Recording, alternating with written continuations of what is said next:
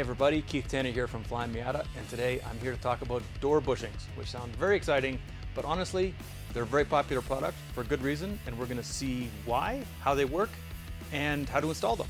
You will see this on the car in a moment, but when your door closes, it's got a hoop with a latch that holds it shut, but it's also got a little cup in the door that goes into a bushing on the door opening.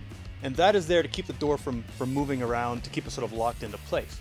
And on a Miata, it's got a nice secondary benefit. Miatas are convertibles, as you probably already knew. And that means that there's really very little structure joining the front of the car to the back of the car. When you're hitting bumps, when you're cornering, when you're moving the car around, those two halves are trying to twist relative to each other. And the only thing holding them together is basically your floorboard. It's just a flat piece of steel with a hump in the middle that someone stuck a transmission into and a couple little rails down the side, and that's basically it. That's what's holding the front and the back of your car together. And by changing out the factory rubber door bushings to something a little more solid, a little more structural, we can actually make the doors a structural part of the car and improve its torsional rigidity, improve its rigidity overall. Here's what a factory part looks like. This is off of 1990. It's 30 years old, looking in pretty good shape. But it is basically a hard rubber. It's a little bit bouncy. You can see this one's gotten hard with age, but I can squeeze it out.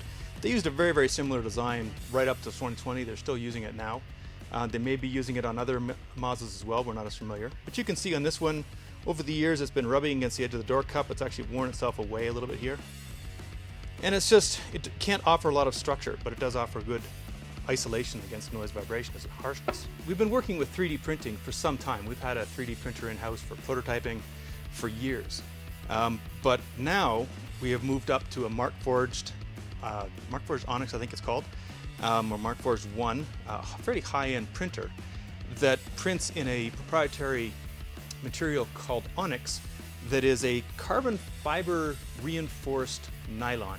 It's extremely strong. It's significantly stronger than most 3D print materials, and has a very, very good surface finish, which allowed us to start using it for production parts. So we took the old Delrin style bushing and redesigned it. And we did a number of small detail changes to the design. Some of it is we made it taller. It's closer in height to a factory one. It's even taller to get more holding, to fit better into that factory socket, the more contact area. We're also able to be extremely precise on the width, so we were able to tighten up the tolerances a little bit with this, because these come off the print bed all completely identical, and so there's less tolerance than we used to get with the old machined parts.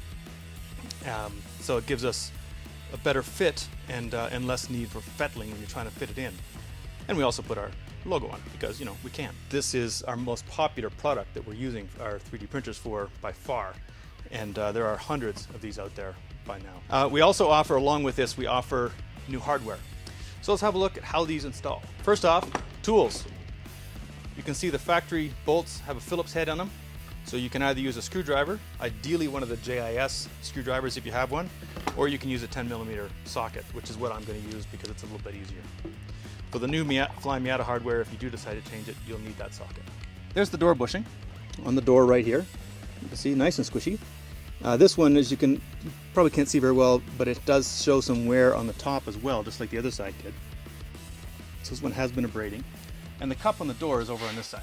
This is what they fit into. They slide into this. And you can see this is a factory one. There's some room in there. Here's the Flyin Miata one.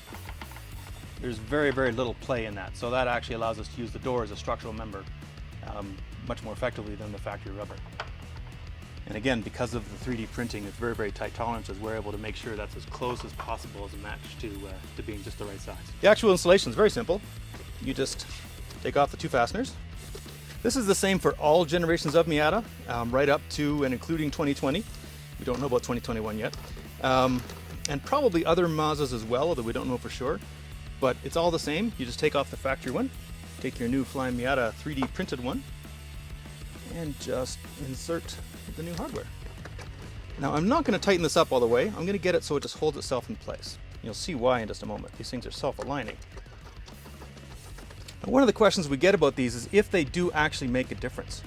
And when we were doing some testing for other products, we had a car up on a rig designed to test torsional rigidity, and we measured a 3% improvement in torsional rigidity putting these on a 1990.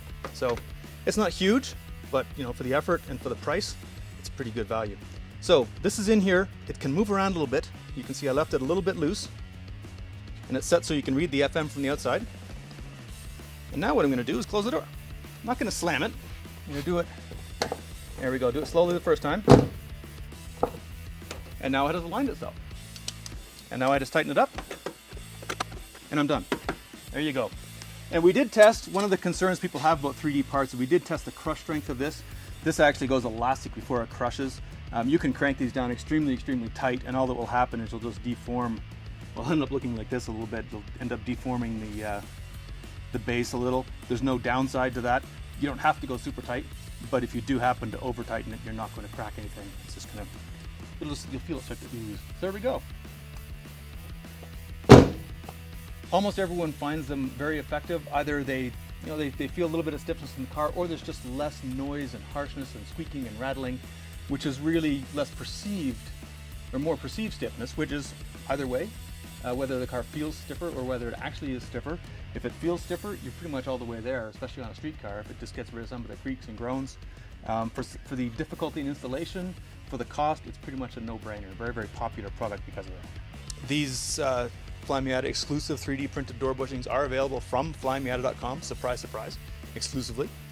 And again, they are 3D printed, but they are made on a Mark Forged 1 printer out of onyx material, which if you look it up is a very, very strong, very interesting material, and we're able to use it to do all sorts of cool stuff. My name's Keith Tanner from Flyin Miata, and thank you for watching.